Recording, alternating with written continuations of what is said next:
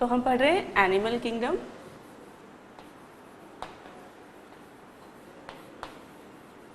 Okay, animal kingdom में अभी तक हम देख रहे थे कि एनिमल्स के जनरल फीचर्स क्या होते हैं, ठीक है, कैरेक्टरिस्टिक्स क्या क्या होते हैं।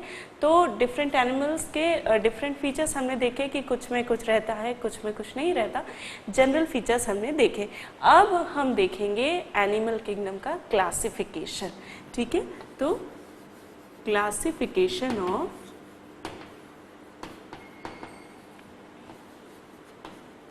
एनिमल किंगडम, कि एनिमल किंगडम को किस प्रकार से क्लासिफाइड किया गया है, उसके अलग अलग जो एनिमल्स हैं, इतनी डाइवर्सिटी जो है, तो उनमें भी जो है कुछ, उन्हें भी कुछ हमने फाइला में डिवाइड कर दिया है, ठीक है। और इस प्रकार से जो किंगडम में डिफरेंट हम फाइला देखेंगे। फाइला जो होते हैं, phyla is a plural form and the phylum is a singular form, ठीक है। तो फाइलम में डिवाइड किया गया है। पहले किंगडम को, एनिमल किंगडम को सब किंगडम में डिवाइड किया है, उसके बाद उसके सब किंगडम के फाइला है, ठीक। तो इस प्रकार से एनिमल किंगडम का क्लासिफिकेशन किया गया है, ठीक है। पहले जब हमने पढ़ा था कि जो एनिमल किंगडम है उसका इवोल्यूशन कैसे हुआ, तो ये हमने देखा था कि जो प्रोटिस्टा जो थे, फ्लैजलेटेड मल्टी सेल्यूलर प्रोटिस्टा, उनके बाद जो इवोल्यूशन हुआ, उससे इवोल्यूशन होने के बाद एनिमल किंगडम की ओरिजिन हुआ, एनिमल किंगडम का उद्भव हुआ, ठीक है। तो वहाँ से हमने देखा था। उसके बाद, ठीक है, जहाँ से एनिमल किंगडम का ओरिजिन हुआ, उसके बाद से जो उसकी डाइवर्सिटी है, उसे इवॉल्व होने में बहुत ही कम समय में ये डाइवर्सिटी जो है वो इवॉल्व हुई। कि सोचिए आप, मल्टी सेल्यूलर ऑर्गेनिजम्स थे, और उसके बाद जो है स्पॉन्जेस डेराइव्ड हुए, और स्पॉन्जेस के भी पहले जो है कुछ ऑर्गेनिजम्स हैं। तो इस प्रकार ये जो इवोल्यूशन था कि स्पॉन्जेस हुए, फिर सिलेंट्रेट्स हुए, फिर धीरे धीरे इवॉल्व होकर, और वो आप देखिए वर्टिब्रेट्स जैसे, कॉर्डेट्स जैसे बहुत ही बड़े स्ट्रक्चर वाले, फर्म स्ट्रक्चर वाले, वेल सेंस ऑर्गन वाले, वेल सिस्टम वाले जो एनिमल्स थे, उनमें इवोल्यूशन हुआ। तो ये जो इवोल्यूशन था, ये कहा जाता है कि ये बहुत ही कम समय में हुआ, और अराउंड 40 मिलियन ईयर्स में जो डाइवर्सिटी है एनिमल किंगडम की, वो इवॉल्व हुई, ठीक है।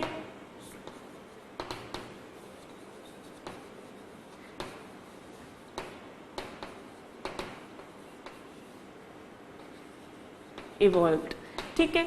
और ये जो थी, ये लेट प्री कैम्ब्रियन एरा और कैम्ब्रियन एरा में हुई थी, और इसलिए इसको कहते हैं कैम्ब्रियन एक्सप्लोजन, ठीक है। कि किस प्रकार जो डाइवर्सिटी है वो इवॉल्व हुई। आप सोचिए कि जो हम देखते हैं कि ये जो डाइवर्सिटी थी, ये इसको कहा जाता है कि 565 से 525 मिलियन ईयर्स के बीच में, मिलियन ईयर्स पहले ये समय था, इस बीच में, और इतने बीच में, मतलब 565 मिलियन ईयर्स एगो से लेके 525 मिलियन ईयर्स एगो के बीच में ये डाइवर्सिटी जो है वो इवॉल्व हुई। और ये कहते हैं 40 मिलियन ईयर्स के अंदर ही ये डाइवर्सिटी इवॉल्व हो गई, और इसलिए इसे कहते हैं कैम्ब्रियन एक्सप्लोजन, ठीक है। और ये जो एरा था, ये था लेट प्री कैम्ब्रियन एरा,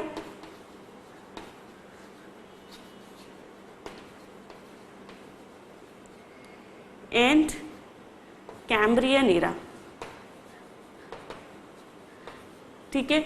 इसके बीच में जो डाइवर्सिटी थी वो एनिमल किंगडम की इवॉल्व हुई, और इसलिए इसे कहते हैं कैम्ब्रियन एक्सप्लोजन, ठीक है।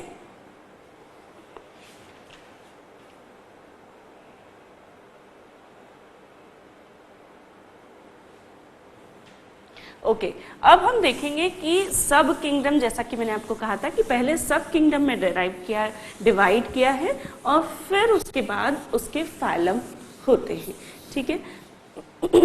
तो अब हम देख रहे हैं क्लासिफिकेशन में सब किंगडम्स। तो एनिमल किंगडम के 3 सब किंगडम हैं, ठीक है।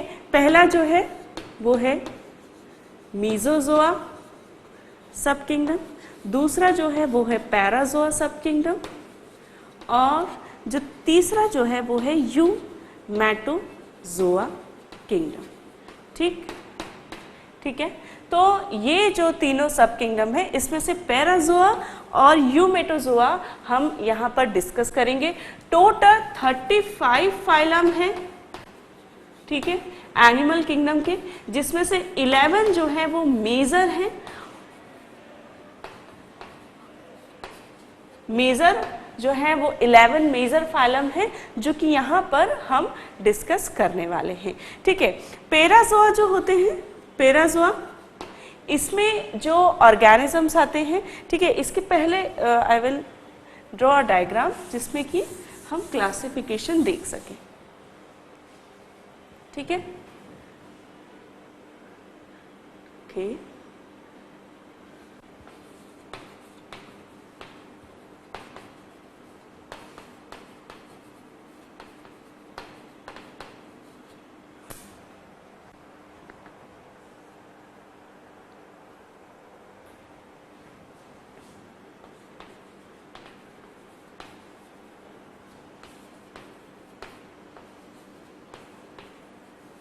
ठीक है, ये हम ऑलरेडी पढ़ चुके हैं, level of organization, symmetry, body cavity और फाइलम।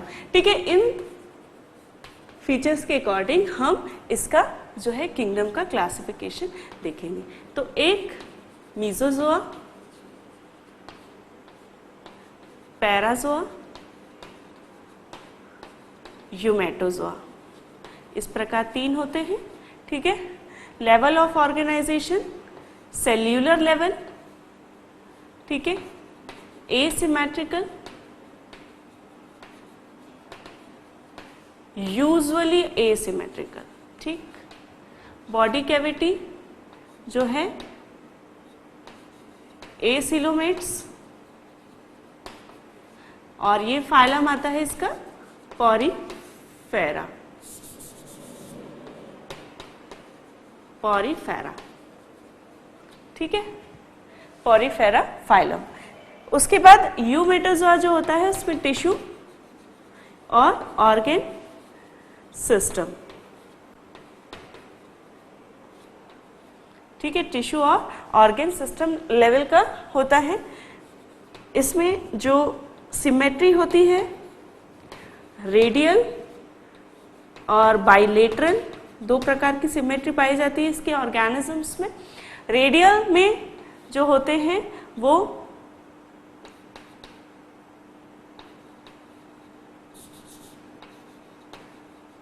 एसिलोमेट्स और स्यूडोसिलोमेट्स।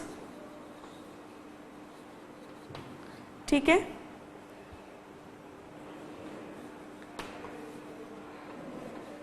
सिलोमेट्स, एसिलोमेट्स जो होते हैं वो होते हैं हमारे क्निडेरिया और सिलेंट्रेट्स, जिसमें कि रेडियल सिमेट्री पाई जाती है। स्यूडोसिलोमेट जो रहते हैं, ठीक है, साथ ही टीनोफोर्स भी। स्यूडोसिलोमेट में एश हेलमेंथिस, ठीक है। सीलोमेट्स जो होते हैं उसमें फिर फर्दर डिवाइड जो है वो है एनालिड्स, ऑर्थोप्रोडा, ठीक है, मोलास्का, इकाइनोडर्मिटा और chordates, hemichordates and chordates, hemichordates, chordates. ठीक है। तो इस प्रकार जो ये चार्ट बनाया मैंने, इससे आपको इजीली समझ में आएगा कि किंगडम जो है मीजोजोआ, पैराजोआ, यूमेटोजोआ। पैराजोआ जो होते हैं, ठीक है, सेल्यूलर ऑर्गेनाइजेशन होता है इनका, सेल्यूलर मल्टी सेल्स होती है जैसा कि हमने देखा। यूजुअली एसिमेट्रिकल होते हैं ये और एसिलोमेट होते हैं। पोरफायरा इन्हें कहते हैं, ठीक है। यूमेटोजोआ में टिश्यू ऑर्गन सिस्टम आता है जिसमें रेडियल या बायलैटरल सिमेट्री हो सकती है। रेडियल सिमेट्री वाले एसिलोमेट और सीडोसिलोमेट हो सकते हैं। एसिलोमेट जो है क्निडेरिया और टिनोफोर्स रहते हैं और सीडोसिलोमेट वाले एशहेलमिन्थीज रहते हैं, ठीक है। टेनोफोरिया को प्लेटीहेलमिन्थीज भी कहते हैं, ठीक है। और बाइलेटरल में सीलोमेट्स आते हैं। सीलोमेट्स जिनकी की सीलोम होती है, बॉडी कैविटी होती है, ट्यूब विद इन ट्यूब जो बॉडी प्लान था वो इनमें होता है। Annelids, arthropods, mollusc, echinoderm, hemichordate and chordates, ये सभी इसमें आते हैं, ठीक है। तो सबसे पहले यदि हम पैराजोआ देखें तो पैराजोआ हम ऑलरेडी देख चुके हैं। पैराजोआ में क्या हो रहा है,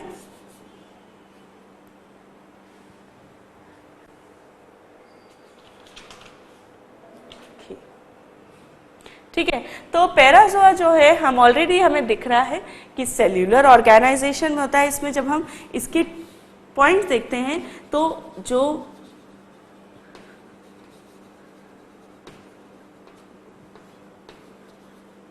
ठीक है,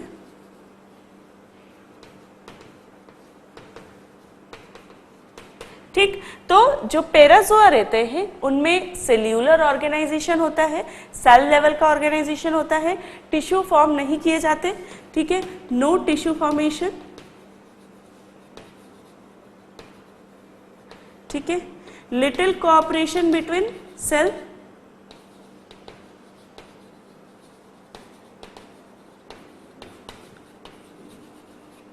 ठीक है। तो जो पैराजोआ होते हैं वो मल्टी सेल्यूलर ऑर्गेनिजम्स रहते हैं, ठीक है, जो कि जिनके कुछ जो ऑर्गेनिजम्स हैं वो सिमेट्रिकल हो सकते हैं, लेकिन कुछ जैसे कि स्काइफा जो पोरीफेरा में आता है वो सिमेट्रिकल होता है, उसकी बॉडी वास लाइक होती है इसलिए सिमेट्रिकल होती है, रेडियल सिमेट्री होती है उसकी, ठीक है, ओके। लेकिन इनकी जो सेल्स रहती है उनमें डिफरेंशिएशन तो होता है, सेल्स अलग अलग प्रकार की मौजूद होती हैं बॉडी में, लेकिन उनके बीच में जो कॉपरेशन है वो लिटिल होता है, ठीक है।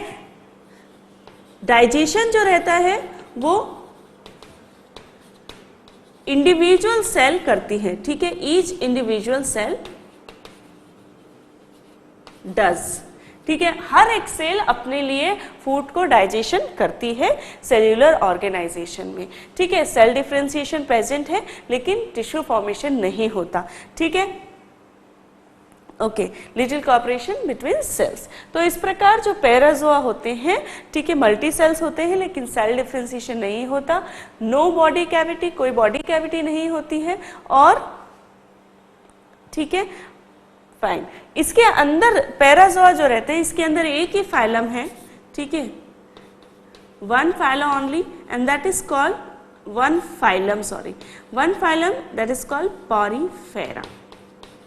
पोरीफेरा जो है आगे पूरा हम इसको डिस्कस करेंगे डिटेल में, अभी हम सब किंगडम्स देख रहे हैं, ठीक है।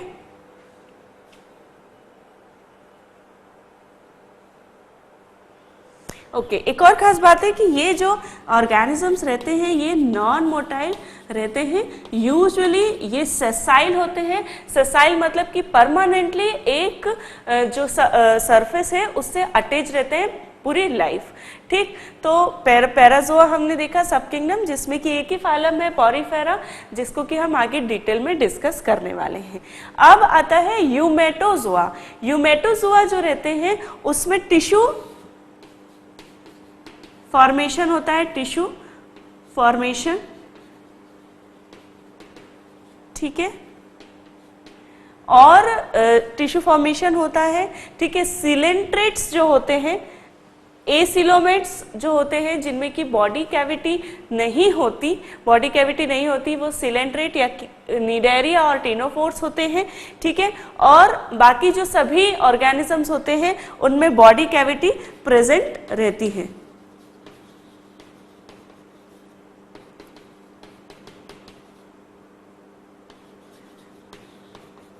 ठीक है। टेनोफोर्स और निडेरिया को छोड़ दें तो बाकी सभी में जो बॉडी कैविटी है वो मौजूद रहती है, ठीक है। टिश्यू डिफरेंशिएशन रहता है, टिश्यू फॉर्मेशन रहता है इसमें, और ये जो डाइजेशन है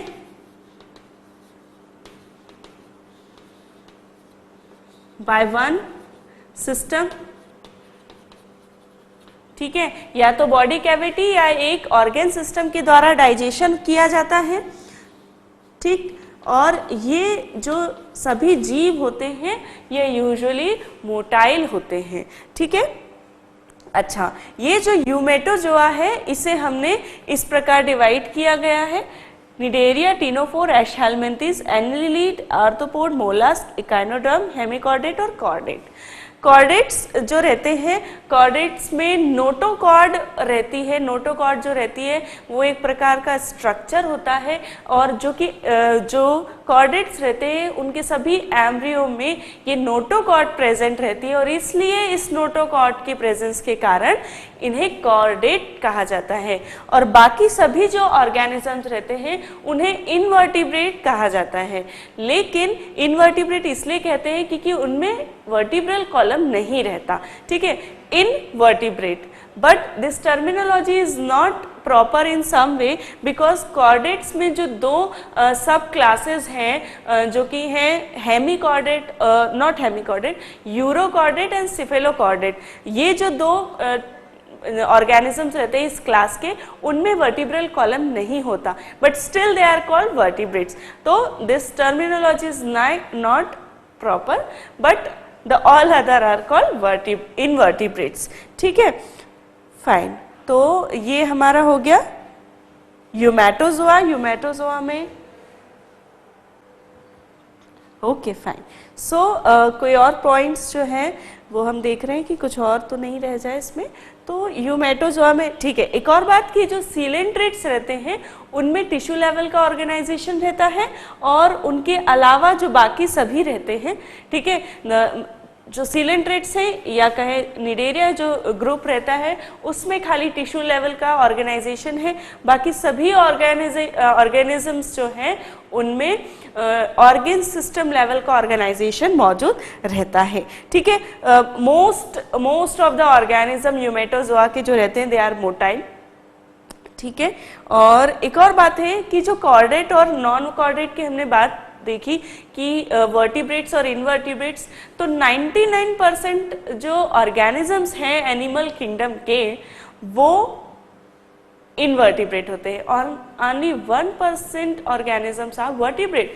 तो आप देख सकते हैं कितने विशाल है एनिमल किंगडम हमारा, कितना विशाल है कि we know too many of chordates, ठीक है। सारे एनिमल्स जो चतुष्पादी होते हैं, ठीक है, जिनके 4 पैर होते हैं, लिम्स होते हैं, अपेंडेजेस होते हैं, तो दे आर, ठीक है, जिनके 4 लिम्स होते हैं, प्रॉपर स्केलेटन डेवलप होता है। हम बहुत सारे एनिमल्स को हम जानते हैं, जैसे मंकी है या हॉर्स है या काऊ है, दे आर ऑल वर्टिब्रेट्स। तो they are only 1%, the vertebrates are only 1%, and the 99% of animals are invertebrate, ठीक। तो ये हमने देखा मेजर क्लासिफिकेशन जो है एनिमल किंगडम का हमने देख लिया है, जिसमें हमने देखे सब किंगडम, मीजोजोआ, पैराजोआ और यूमेटोजोआ। पैराजोआ जो होते हैं सेल्यूलर लेवल का ऑर्गेनाइजेशन है, सेल डिफरेंशिएशन है, बट टिश्यू फॉर्मेशन नहीं है, लिटिल कॉपरेशन है बिटवीन सेल, और हर एक सेल एक इंडिविजुअल सेल की तरह काम कर रही है, उनके बीच में कॉपरेशन जो है वो बहुत कम होता है, ठीक। नॉन मोटाइल होते हैं ये, और पॉरीफेरा फाइलम जो है इसके अंतर्गत आता है। यूमेटोजोआ जो है टिश्यू फॉर्मेशन होता है, ऑर्गन सिस्टम्स होते हैं, ठीक है, मोटाइल होते हैं, डाइजेशन होता है by one system, body cavity present होती है सभी में एक्सेप्ट द एसिलोमेट्स, ठीक। और इसके जो है विभिन्न हमने टाइप्स देखे कि कौन कौन से इसके सब जो है इसके फाइलम्स हैं, कौन कौन से फाइलम्स हैं हमने देखे। अब एक एक करके हम सारे फाइलम्स के क्या कैरेक्टरिस्टिक्स हैं, कौन से ऑर्गेनिज्म उस फाइलम के अंतर्गत आते हैं, ये अब हम डिटेल में पढ़ेंगे। सबसे पहले हम पढ़ने वाले हैं पॉरीफेरा, ठीक। तो now we will go to the Porifera phylum.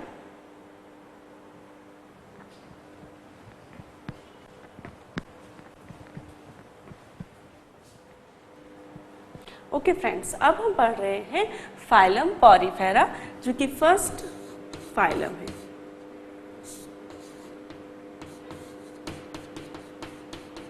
Porifera जो कि आता है पैराजोआ का फाइलम। ठीक है, तो पॉरीफेरा या स्पॉन्जेस जिसमें आती हैं वो हम पढ़ने वाले हैं, पॉरीफेरा फाइलम। ठीक है, तो ऑलरेडी हम पढ़ चुके हैं कि पैराजोआ जो हमने देखा उसके अंतर्गत जो सारे फीचर्स हैं वो हमारे पॉरीफेरा फाइलम के होंगे। ठीक है, तो जो पॉरीफेरा जो ऑर्गेनिजम्स थे उन्हें सबसे पहले ग्रीक फिलोसोफर एरिस्टोटल ने कहा था कि ये एनिमल्स हैं, ये स्मॉल ऑर्गेनिजम्स हैं, लेकिन उनके बाद आए जो साइंटिस्ट थे, जो बायोलॉजिस्ट थे, बॉटनिस्ट थे, उन्होंने कहा नहीं ये प्लांट है। लेकिन फिर एक जॉन एलिस नामक साइंटिस्ट ने 1765 में उनके एनिमल नेचर को, स्पॉन्जेस के, पॉरीफेरा के एनिमल नेचर को डिस्क्राइब किया और रीएस्टैब्लिश किया। ठीक है, तो तब फिर जब इनके फीचर्स देखे गए तो ये माना गया कि हाँ, जो पॉरीफेरा ग्रुप है वो एक एनिमल है और एनिमल किंगडम में उसे आना चाहिए। ठीक, तो जो पॉरीफेरा थे उन्हें इस प्रकार से जो है देखा गया। अब इसलिए क्यों ऐसा, क्योंकि जब वो आप जब उन्हें देखेंगे, जब पॉरीफेरा को स्पॉन्जेस के, यदि आप पिक्चर्स देखें, यदि उनके वीडियोस देखें स्पॉन्जेस के, तो फर्स्ट टाइम देखने में they are looking like a plant growth. ठीक है, वो एक ग्रोथ, प्लांट ग्रोथ जैसे दिखते हैं और इनफैक्ट उसमें कुछ सिलेंट्रेट्स, कुछ वर्म्स जो है वो अपना घर बना के रहते हैं और एक दूसरे को मदद करते हैं। ठीक है, तो इस प्रकार जब फर्स्ट टाइम आप उन्हें देखेंगे या उन्हें साइंटिस्ट ने देखा होगा तो ये मान लिया होगा कि ये तो प्लांट है, या ये उन्होंने ये भी कहा कि ये वर्म्स के द्वारा बनाए गए घर हैं। ठीक है, वर्म्स ने अपने लिए इस प्रकार की ग्रोथ कर ली है। ठीक, लेकिन बाद में जब बहुत स्टडी हुई तब पता चला कि पॉरीफेरा भी एक एनिमल किंगडम को बिलोंग करते हैं और उनके ये फीचर्स होते हैं। ठीक है, तो पॉरीफेरा के अब हम जनरल कैरेक्टरिस्टिक्स देखते हैं। ठीक,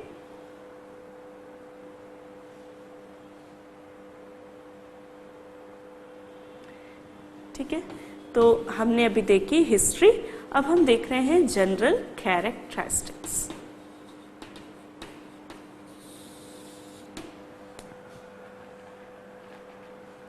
सबसे पहले हम देखते हैं जनरल कैरेक्टरिस्टिक में बॉडी फॉर्म।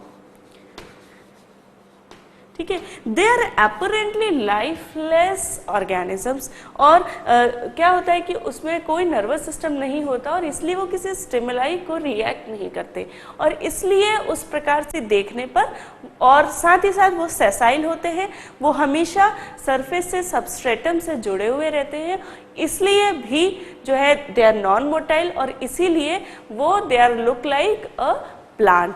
ठीक है, इसलिए उन्हें देखने पर ये लगा होगा पहले कि ये एनिमल्स नहीं प्लांट है, लेकिन उसके बाद स्टडीज में कुछ ऐसी चीजें पता लगी जिससे पता लगा कि वो एक एनिमल है।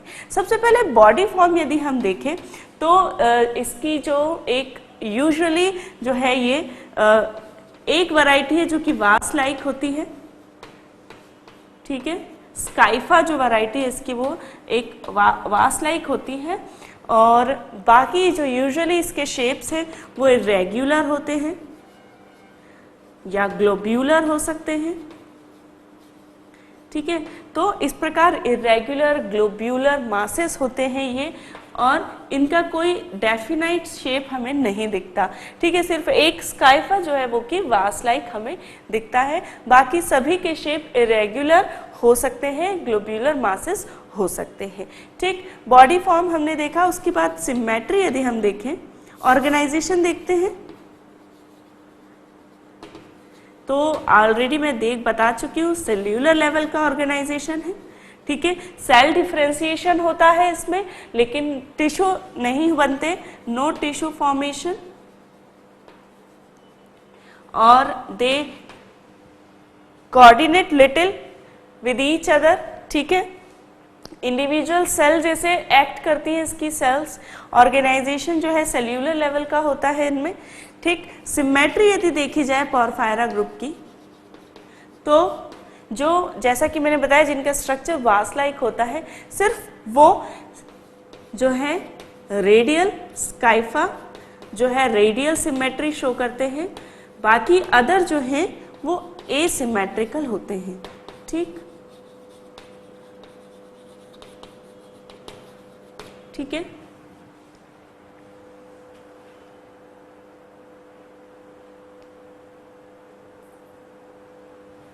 जर्म लेयर, ठीक है, यहाँ पे हम कंटिन्यू कर रहे हैं, पिक्चर्स भी बनाने हैं इनके। ठीक है, जर्म लेयर यदि देखें तो जो स्पॉन्जेस होते हैं वो 2 लेयर्स होती है इसमें, और इसीलिए ये डिप्लोब्लास्टिक है। बट इनकी डिप्लोब्लास्टिक, ठीक है, ये डिप्लोब्लास्टिक है, लेकिन इनकी जो लेयर्स होती हैं वो एक्टोडर्म और एंडोडर्म को रिजेंबल नहीं कर सकती। ठीक है, वो उनको रिजेंबल नहीं करती, जो कि यूमेटोजोआ में जो डिप्लोब्लास्ट होती है उसको ये रिजेंबल नहीं करती, और इसलिए इसे जो है can not be called ectoderm और एंडोडर्म। ठीक है, एक्टोडर्म और एंडोडर्म इन्हें नहीं कहा जा सकता, because they do not resemble those 2 layers of other diploblastic animals. ठीक, तो जर्म लेयर जो है वो हमने देख ली, बॉडी कैविटी देखी, सॉरी बॉडी कैविटी नहीं, बॉडी फॉर्म देखा, ऑर्गेनाइजेशन देखा, सेल्यूलर लेवल, सिमेट्री देखी, तो अदर्स में एसिमेट्रिकल होते हैं, जर्म लेयर देखी। अब हम देखते हैं बॉडी वॉल।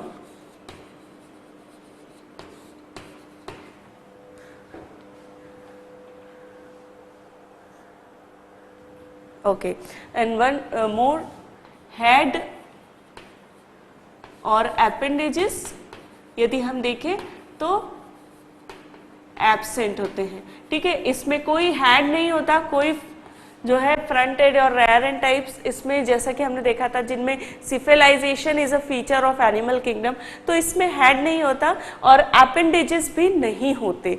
ठीक है, सिर्फ एक जो है बॉडी कैविटी होती है जिसकी बॉडी वॉल होती है और अंदर एक कैविटी होती है, तो वो हम इसका स्ट्रक्चर यहाँ पर देखने वाले हैं। ठीक है, तो बॉडी वॉल जो होती है इसमें एक इनर लेयर होती है और एक होती है आउटर लेयर। इनर लेयर जो रहती है, आउटर लेयर जो रहती है उसको कहते हैं हम पिनेकोडर्म, और आउटर लेयर जो रहती है उसको कहते हैं कोनोडर्म और कोनोसाइटिक लेयर, और पिनेकोडर्म और पिनेकोसाइटिक लेयर। ठीक, इसका यदि हम यहाँ पे डायग्राम बनाएंगे तो हमें ज़्यादा अच्छे से समझ में आएगा।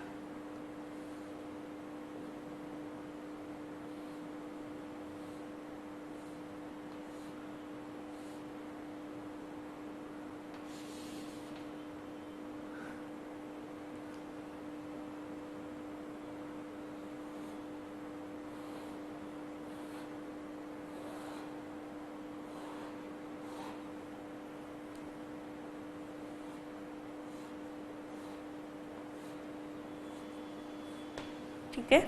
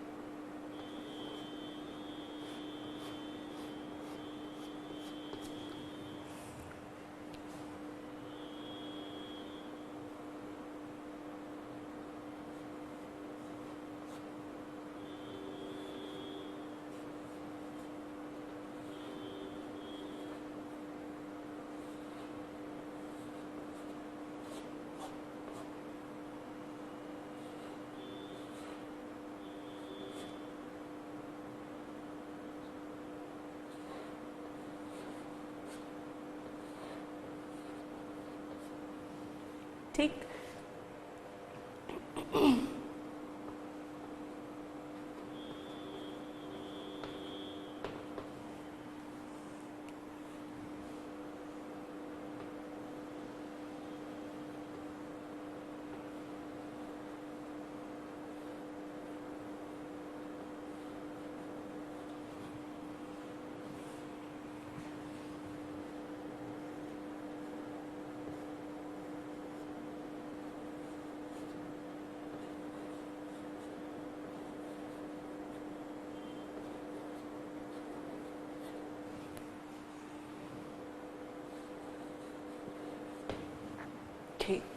तो यहाँ पर वर्टिकल सेक्शन जो है हम एक स्पॉन्ज का देख रहे हैं, ठीक है। एक पॉरीफेरा का जो है हम एक वर्टिकल सेक्शन जब हम देखते हैं तो हमें कुछ इस प्रकार के स्ट्रक्चर जो है वो देखने को मिलते हैं, ठीक है। ये जो है मैक्रोस्कोपिक व्यू है, ये एकदम माइक्रोस्कोपिक व्यू है, जिसमें कि हमें जो वॉल की लेयर है उसमें कौन कौन सी सेल्स हैं वो हमें दिख रही है, ठीक है। यहाँ पर यदि हम देखें तो ये है बाहर की लेयर, आउटर लेयर, जिसे कि पिनेकोडर्म कहा जाता है, पिनेकोडर्म, ठीक है। ये है अंदर की लेयर जिसे कि कहता है कोनोडर्म, ठीक है। कोनोडर्म और पिनेकोडर्म के बीच में यहाँ पे ऑस्टियम्स होते हैं,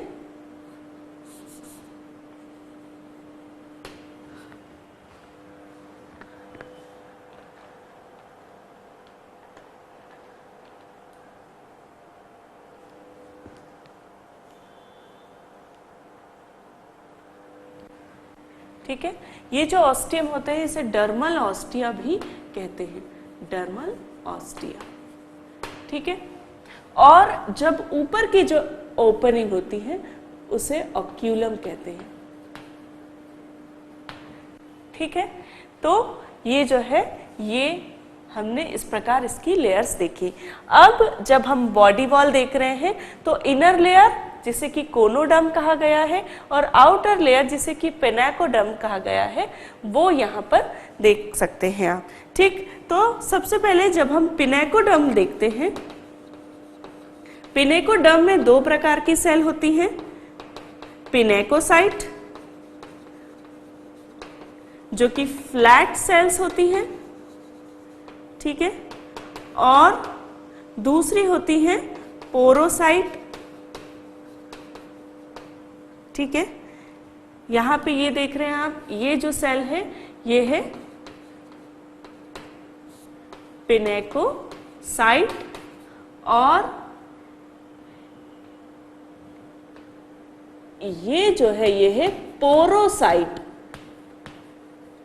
ठीक है। पोरोसाइट रहती है और उसके कारण जो है ये जो बॉडी कैविटी और एक्सटर्नल एनवायरनमेंट है उसके बीच में ये एक कनेक्शन रहता है, पोर्स रहते हैं और ऐसे पूरी बॉडी वॉल में, ठीक है, बॉडी वॉल में इसके पोर्स रहते हैं, इसीलिए जो ये ग्रुप है इसका नाम पड़ा पॉरीफेरा, ठीक है। पोर्स होते हैं पूरी बॉडी वॉल पे, आप देख सकते हैं कि ये जो है ये पोर्स बना रही है, ये दोनों पोरोसाइट्स हैं जो कि बीच में एक पोर बना रही हैं और इन पोर्स को कहते हैं डर्मल ऑस्टिया या ऑस्टियम, ठीक है। यहाँ पर ये जो है ये है ऑस्टियम, ठीक हो गया, ठीक है। तो ये दो प्रकार की लेयर्स होती है पिनेकोडर्म में, पिनेकोसाइट सेल रहती है जो कि फ्लैट सेल्स होती हैं और पोरोसाइट सेल रहती हैं जो कि ग्लोब्यूलर रहती हैं, ठीक है।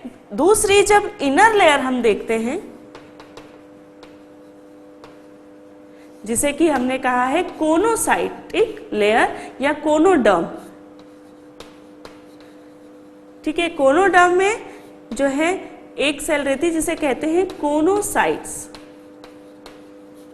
ठीक है।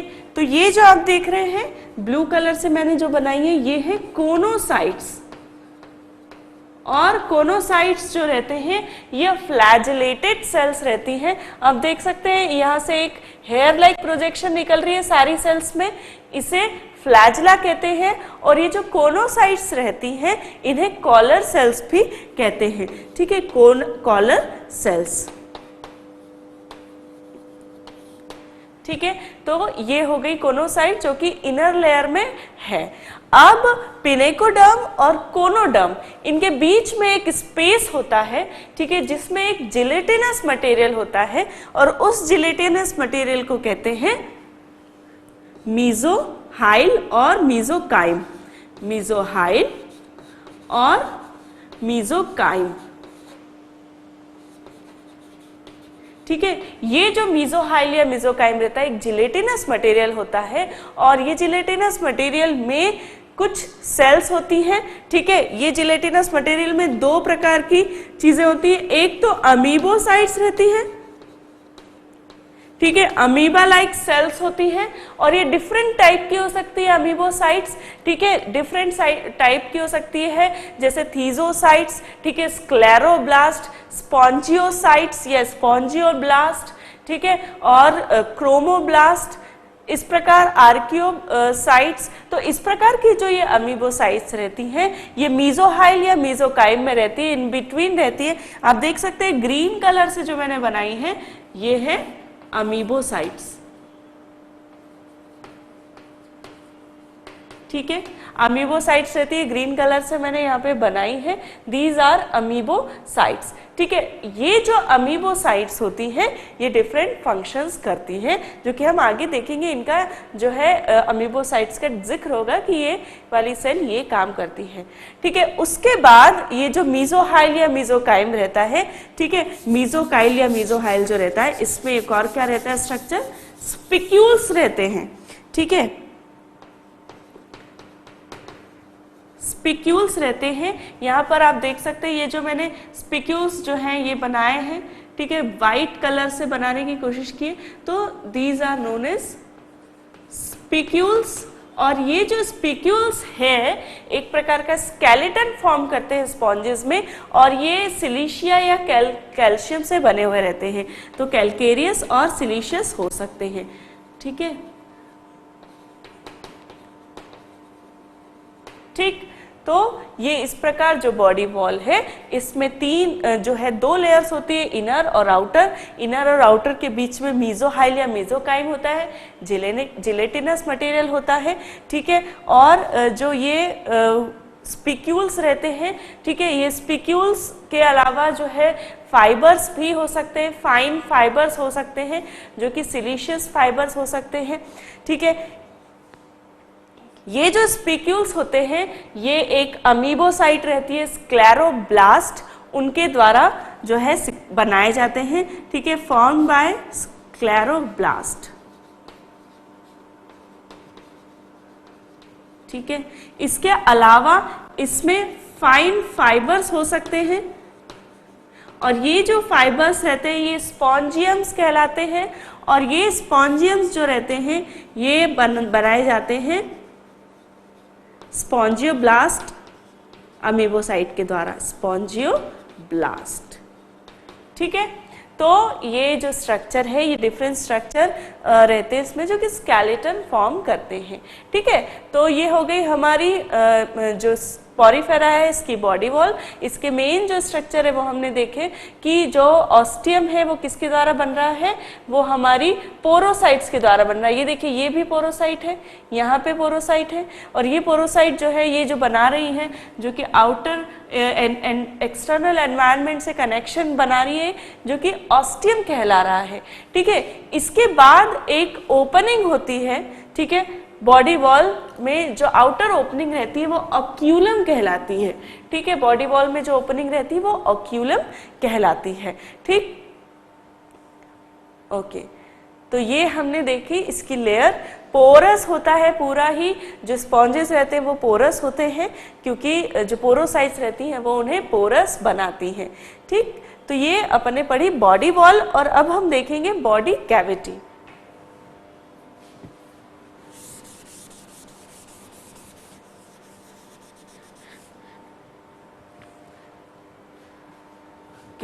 तो बॉडी कैविटी में क्या रहेगा, ठीक है। तो एक्चुअली जो सीलोम वाली बात कर रहे हैं वो नहीं है कि इसमें जो है इनका जो स्ट्रक्चर रहता है वो इस प्रकार का होता है कि एक बॉडी वॉल रहती है और अंदर की तरफ एक कैविटी रहती है। इस कैविटी को कहा जाता है स्पॉन्जियोसील, स्पॉन्जियोसील, ठीक है, ये बॉडी कैविटी रहती है स्पॉन्जियोसील। अब क्या होता है कि जो हमारे पॉरीफेरा ग्रुप के सभी जो ऑर्गेनिजम्स हैं वो यूजुअली वो पानी में ही रहते हैं, ठीक है, दे आर एक्वेटिक ऑर्गेनिजम्स और वो हमेशा पानी में ही रहते हैं। तो क्या होता है कि मैंने आपको बताया कि पोरस होती है इसकी बॉडी वॉल, तब क्या होता है कि जो पोरस इसकी जो बॉडी वॉल होती है पोरस होती है और इसमें कैनाल सिस्टम्स होते हैं, ठीक है, और इस कैनाल सिस्टम में क्या होता है कि जो फ्लैजला होते हैं कोनोसाइट्स के, ठीक है, कोनोसाइट्स मैंने बताया आपको कि फ्लैजलेटेड होती है और इसके फ्लैजला कंटिन्यू बीट करते रहते हैं और उसकी कंटिन्यू बीटिंग के कारण क्या होता है, पोरस पोर्स जो रहते हैं, ऑस्टियम जो रहते हैं, वहां से अंदर पानी आता है और क्या होता है कि जो इनका फूड रहता है, इनका जो न्यूट्रिशंस रहते हैं वो स्ट्रेन हो जाते हैं और वो फूड और न्यूट्रिशन जो है वो किसके द्वारा ले लिए जाते हैं, इन अमीबोसाइट्स के द्वारा ले लिए जाते हैं और डिस्ट्रीब्यूट किए जाते हैं हर सेल में और इस प्रकार फिर वो न्यूट्रिशन को डाइजेस्ट करती है। तो इस प्रकार कैनाल सिस्टम में क्या होता है, फिर जब पानी अंदर आता है, ठीक है, यहाँ से आप देखेंगे कि अंदर पानी जब आता है तो यहाँ पे स्ट्रेन हो जाएगा, ठीक है, क्योंकि ये पोर्स है जिनमें फूड स्ट्रेन हो जाएगा और फिर पानी ऑक्यूलम से जो है वो बाहर निकल जाता है। तो इस प्रकार जो बॉडी कैविटी रहती है उसका बहुत महत्व है इसमें। तो स्ट्रेंड टाइप वे में इसमें जो है फूड आता है और फूड ले लिया जाता है वॉल्स में स्थित अमीबोसाइट्स के द्वारा, ठीक है। तो बॉडी कैविटी हमने जिसे कहा स्पॉन्जियोसील, ठीक है, ये जो स्पॉन्जियोसील है दे आर लाइंड बाय कोनोसाइट्स, कोनोसाइट्स के द्वारा लाइन होती है और कैनाल सिस्टम्स होते हैं इनमें, ठीक है, और कैनाल सिस्टम के द्वारा वो एक दूसरे से कनेक्टेड रहती हैं और ये कैनाल सिस्टम जो है मैंने आपको बताया कि एक दूसरे से communicated inter communicated canal system होता है जिसके द्वारा जो न्यूट्रिशंस है वो सेल्स में डिवाइड हो जाता है और जो ईच इंडिविजुअल सेल है वो अपने लिए डाइजेशन खुद करती है, ठीक है, ओके, ठीक है। तो ये जो कैनाल सिस्टम मैंने आपको बताया कि जो स्पॉन्जेस रहते हैं इनमें कैनाल्स होती हैं, बहुत बारीक माइक्रो कैनाल सिस्टम रहता है जो कि एक दूसरे से इंटरकनेक्टेड रहता है और उसकी कॉम्प्लेक्सिटी पर डिपेंड करके उनके 3 मेन टाइप होते हैं, ठीक है, कैनाल सिस्टम के 3 मेन टाइप होते हैं, एस्केनॉइड, ठीक है, साइकोनॉइड, ल्यूकोनॉइड। इस प्रकार इनके 3 मेन कैनाल सिस्टम रहते हैं और ये depending upon the simple to complex. तो एस्केनॉइड में सबसे सिंपल कैनाल सिस्टम होगा, साइकोनॉइड में मिड टाइप और ल्यूकोनॉइड में more complex type canal system होता है, ठीक। तो ये हमने देखा बॉडी कैविटी। बॉडी कैविटी का क्या महत्व है, स्पॉन्जियोसील है जिसमें ऑस्टियम से जो डर्मल ऑस्टियम रहते हैं वहाँ से क्या हो रहा है, वाटर स्ट्रीमिंग हो रही है। और वाटर स्ट्रीमिंग क्यों हो रही है, जो फ्लैजला है हमारी कॉलर सेल के या कोनोसाइट के वो कंटिन्यू बीट कर रहे हैं जिससे कि वाटर स्ट्रीमिंग होती रहती है, साइक्लिंग होती रहती है वाटर की, वाटर पोर्स से अंदर आता है और ऑस्क्यूलम से वो बाहर निकल जाता है। और जो फूड है उनका, जो कि बहुत ही माइक्रो ऑर्गेनिजम्स रहते हैं, वो इनका फूड रहता है और वो स्ट्रेन हो जाता है और फूड जो है वो अमीबोसाइट्स के द्वारा ले लिया जाता है और फिर जो फूड है वो थीजोसाइट्स नाम की एक अमीबोसाइट रहती है जिनमें स्टोर किया जाता है। वो आगे हम डाइजेस्टिव सिस्टम में देखते हैं, ठीक है, ओके। कैनाल सिस्टम बता दिया मैंने, एस्केनॉइड, साइकोनॉइड और ल्यूकोनॉइड, ऐसे 3 प्रकार के कैनाल सिस्टम होते हैं इनमें और कैनाल सिस्टम के द्वारा ही जो है ये इंटरकनेक्टेड रहती है, ठीक। अब एक जैसा कि मैंने आपको बताया कि जो कोनोसाइट्स हैं, कोनोसाइट्स फ्लैजिलेटेड होती हैं और ये they are resemble to the choanoflagellate protist. ठीक है, एक प्रोटिस्ट आप पढ़ चुके हैं ऑलरेडी जो प्रोटिस्टा ग्रुप में। तो जो प्रोटिस्ट होते हैं एक टाइप उसमें कोनोफ्लैजलेट टाइप होता है और ये कोनोसाइट स्पॉन्जेस की they are resembling to that choanoflagellate, और इसलिए ये माना जाता है कि जो पॉरीफेरा का इवोल्यूशन है वो उस प्रोटिस्ट के द्वारा हुआ है। तो that evolution is from choanoflagellate protist. ठीक है, इसीलिए ये माना जाता है कि इनका इनफैक्ट पूरे एनिमल किंगडम का, क्यों, क्योंकि इनसे जब पॉरीफेरा का इवोल्यूशन हुआ होगा, फिर पॉरीफेरा से धीरे धीरे अदर एनिमल्स का इवोल्यूशन हुआ होगा, इसलिए बेसिक इवोल्यूशन, बेसिक पूरे एनिमल किंगडम का evolution is considered to be from this protist, choanoflagellate protist. ठीक है, तो ये हमने देखा डिफरेंट इसके बॉडी कैविटी। अब हम देखेंगे सिस्टम्स जो है पॉरीफेरा में कैसे होते हैं। ठीक है, सिंपल कैरेक्टरिस्टिक हमने देखे पॉरीफेरा के।